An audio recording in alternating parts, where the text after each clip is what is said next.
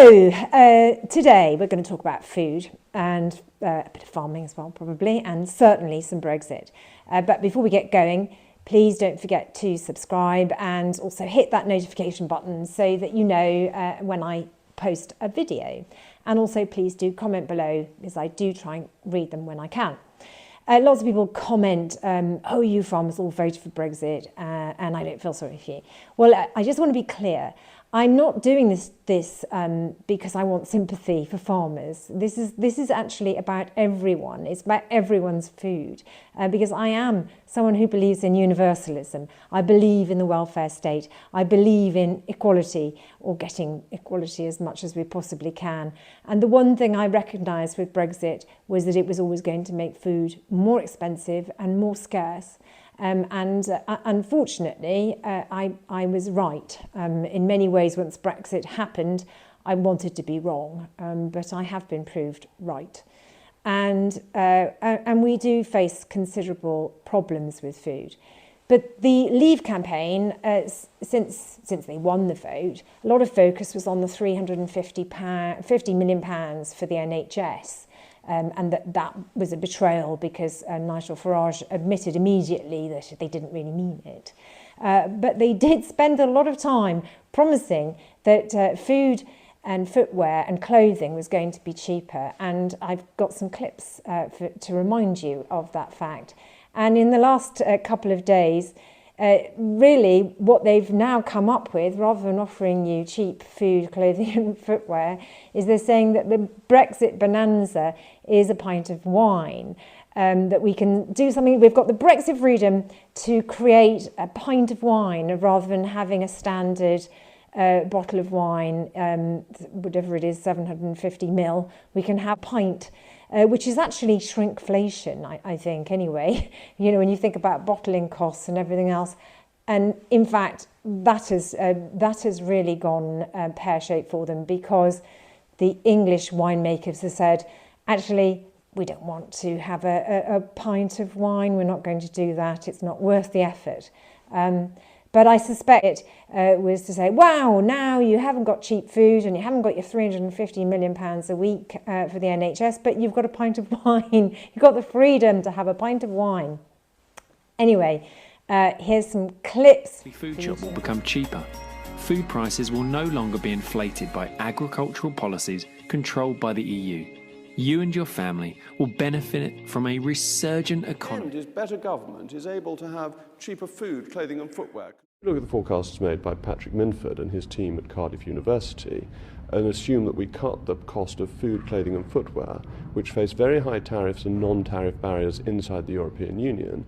That increases people's disposable income, makes the poorest in society better off, and would lead to an economic boost. We could have cheaper food, clothing and footwear straight away. What are the biggest tariff areas under the customs union? Food, clothing and footwear. Who spends the highest percentage of their income on food, clothing and footwear? The poor. Thank you. Thank you. Very good hecklers. Customs union is a protectionist racket that protects continental European businesses at the cost of British consumers. It puts up the price of food, of clothing, of footwear. These hit the poorest in our country the most, because the largest portion of their spending goes on food, clothing and footwear compared to the richer in society. Would be lower. Our energy costs would be lower. Our tax bills would be lower. Outside the EU, our food bills will be lower, our fuel bills will be cheaper, our taxes will be lower. I think people will be better off in terms of their household budget. In the European Union, including cheaper food, clothing and footwear, which we will get when we are free to set our own economic policies. It would actually make people poorer, wouldn't it? No, we're going to make food cheaper. We're going to make clothes cheaper. We're going to re-engage with the Commonwealth and many other parts of the world that we've effectively turned our backs on. We will be a freer trading Britain outside this protectionist club with its added air of authoritarianism. I'm absolutely certain we are doing the right thing. Ridiculous report from some lobby group yesterday saying price of food will go up. It'll go down. We can give people cheaper food, cheaper bras, cheaper shoes. It's a massive opportunity. So expensive, because the other thing that a customs union does, it determines the tariffs that are put on imports from the rest of the world.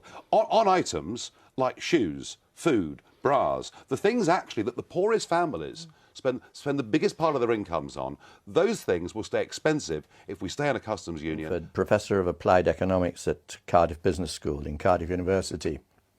And I helped to form a group called Economists for Brexit. We've supported Brexit and said it's good for our economy. It'll create more competition, lower prices, higher living standards. Spending on food in the UK, it's actually, the lowest in Europe, partly because we've got that very competitive market. So there you have it. George Eustice, who was part of the Brexit cabal, conceded in 2022, when he was Environment Secretary, that Britain always had the lowest food prices in Europe. And that is because the successive governments allowed supermarkets to drive down farm gate prices. And this is why we've seen our food sufficiency, self-sufficiency plummet, because so many farms have given up producing food because there's no money in it. It used to be, for the poorest 20% of households, about 16% of their income used to go on food. That dropped a few years ago to about 14%. It's going to rise again now, but generally speaking, what people find is that by going for some of the sort of value brands rather than, own-branded products, they can actually sort of contain and manage their household budget. But it will undoubtedly put a pressure on household budgets, and of course it comes on top of those high gas prices. So George Eustice is here admitting that Brexit has made and continues to make food more expensive. And that is in addition to all of the problems that have been caused by the Ukraine war and COVID. And the government keeps saying that, it's not just us, it's all over Europe and all this, but the figures don't bear that out. Inflation is at over 10%, a 40-year high here. In other European countries, it's lower. France, Ireland, Germany, all around 7 and 8%, and the US is at 8.5%. So again, this used to be a thriving economy. What's it doing wrong right now? I think, part of what's happened is, for the best part, certainly for 7 or 8 years, we've been at a time when there were lots of challenges facing lots of governments all around the world. We've just been focused on one that we created for ourselves, which is how to follow through on the decision to leave the EU. And that has absorbed enormous amounts of government and official time, businesses forced to respond to that, at a time when the world has moved on. The world has been responding to all these other issues, and they're certainly responding to a changing global economy. Brexit, I've heard many in the business community talk about it recently, and the challenges, as Stephanie is saying, the head of the CBI is saying, we need, as you've said, stability, but we need to be able to let our biggest trading partner, the EU, actually have a relationship with us, and we need one. From a business perspective, I'm not asking you about the politics, although the polls are showing that people are changing their minds about, the wisdom of the Brexit vote. From a business perspective, what needs to come out now of the fact of Brexit to make business hum again? Yeah, 2 things. So, firstly, businesses can't get people, and they, if you talk to hospitality businesses, big hotel businesses, they're running at not even 80% capacity. We've got great manufacturing businesses who can't fulfil their order book because they can't get the people. And if you take hospitality or care, they will tell you where the people used to come from that they can't find anymore, and it was because of Brexit. So what we're saying to government on people is, you need to look at the structures that you, government, have put in place, the shortage occupation lists, and turn on the taps in particular sectors so we can bring people in on short-term visas, and we can fix the problem in the short term. So just on my second point, so trade with our biggest trading partner. Europe. So I think, so it's been 2 years. We published a report in December, trade and cooperation agreement 2 years on. And, I think we thought everyone would have got used to it by now, the changes in paperwork and so on. They haven't. It is still incredibly difficult. The paperwork's difficult. I talked to 2 fantastic food and beverage manufacturers in December who just stopped exporting entirely. One of them, it's 20% of their business, food and drink to the EU, because it's just too difficult and it gets sent back. So trading with our biggest trading partners is still really hard. Can I ask you also about the real human cost? I mean, it is just awful to hear and to read 4 million British children have been, dumped into poverty, that parents are having to decide in some instances whether to heat or to eat. Parents are having to decide themselves whether to eat a meal or leave more for their children. It is catastrophic for me to even think that this is happening in a G7 economy. Here's what former Prime Minister Gordon Brown told me on the poverty issue.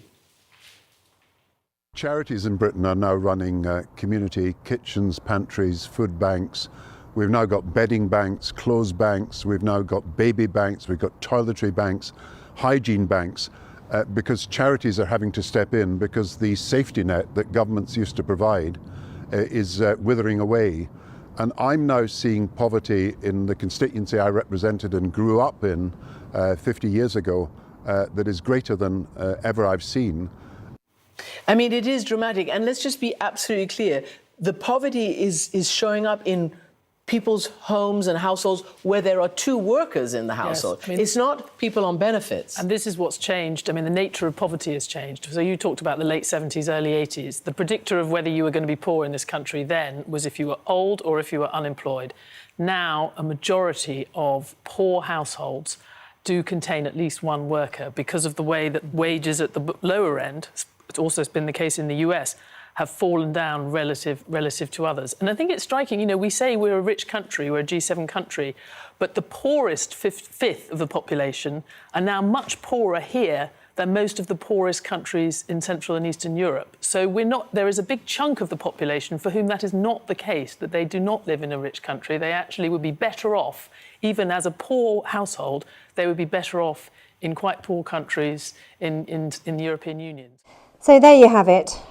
Food is not going to be cheaper. It's only going to get more expensive. Brexit is the biggest con ever inflicted upon the British people in history.